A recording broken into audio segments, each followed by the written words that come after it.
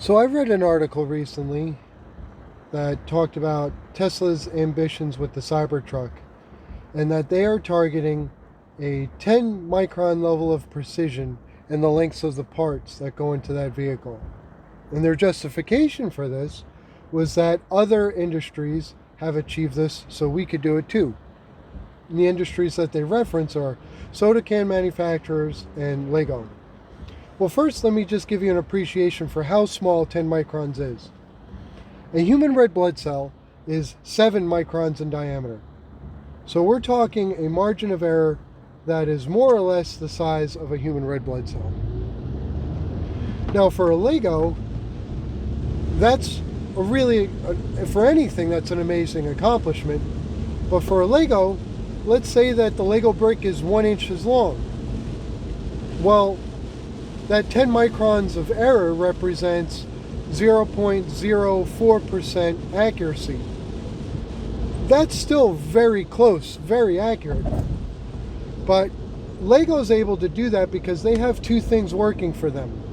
The first thing is their history. Lego has been making plastic Lego bricks since 1949. They have more than 70 years of experience in the process. That's a long time to be able to fine-tune, tweak, learn, and develop a process that could achieve that level of accuracy. It's totally plausible in that case. The other thing that Lego has going for them is the fact that they make a lot of product. Hundreds of billions of Lego bricks have been made. Last year alone, they made 60 billion Lego bricks.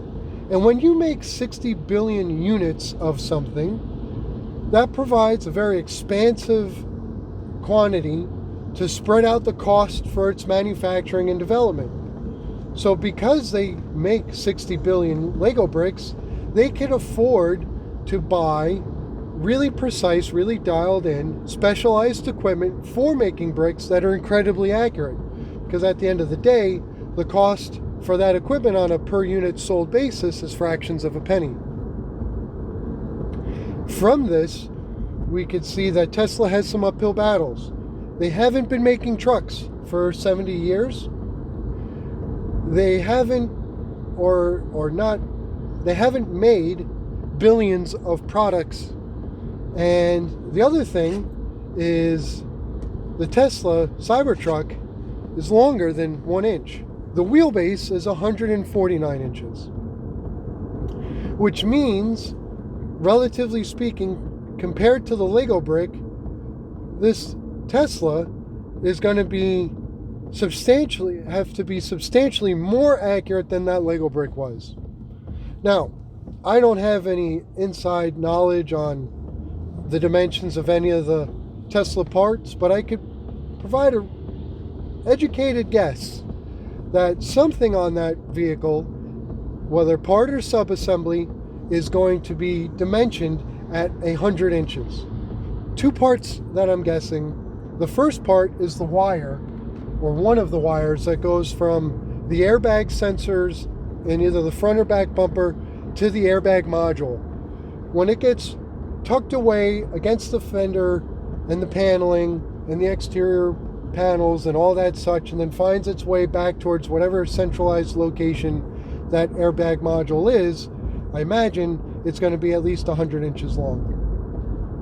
The subassembly that I imagine would be spec'd out to be at least 100 inches long is the battery pack, which will have to be made 100 times more accurate than the Lego brick is.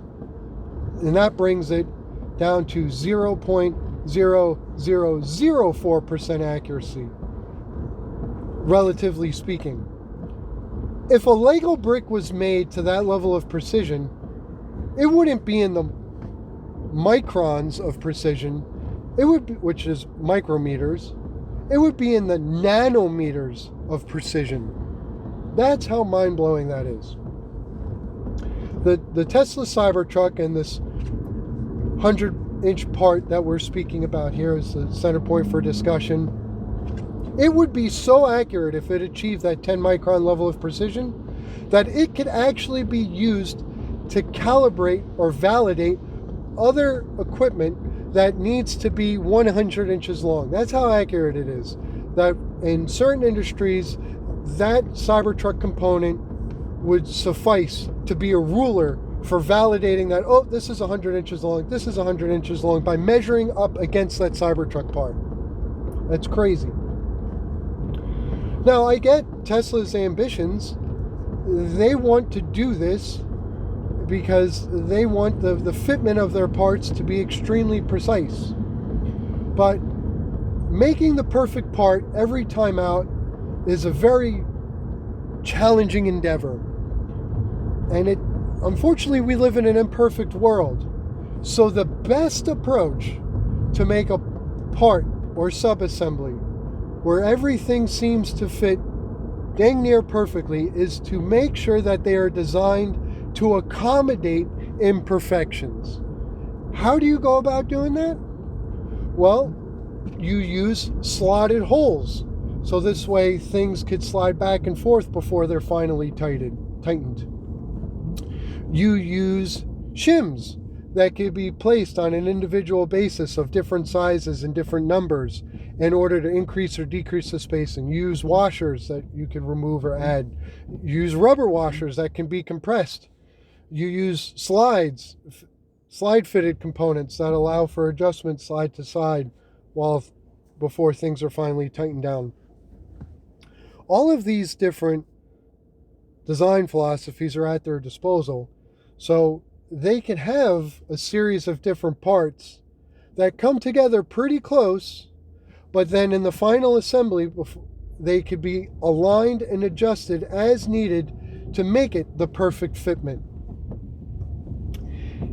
And that is the more reasonable approach to try to get things to fit within such a close tolerance. Because again, if you aim for perfection right out the gate, there's going to be a lot of scrap costs. That's product that has to get thrown out because, well, in this instance, it wouldn't meet the design tolerance that's been specified.